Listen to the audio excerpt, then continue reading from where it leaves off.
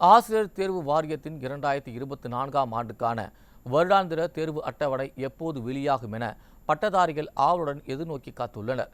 தமிழகத்தில் 2024ஆம் ஆண்டுக்கான டிஆர்பி வருடாந்திர தேர்வு அட்டவணை டிசம்பர் மாதத்திலேயே வெளியிடப்பட்டிருக்க வேண்டும். இருப்பினும் தற்போது வரை டிஆர்பி வருடாந்திர தேர்வு அட்டவணை வெளியிடப்படாததால் அரசு பள்ளி ஆசிரியர் பணிக்கு தயாராவோர் மிகுந்த ஏமாற்றத்திற்கு உள்ளாகியுள்ளனர்.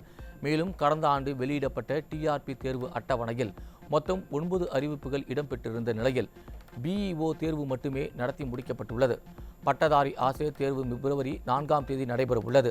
தேசிய ஆசிரியர் கல்வி கவுன்சில் விதிமுறையின்படி டெட் தேர்வு ஆண்டுக்கு 2 முறை நடத்தப்பட வேண்டும்.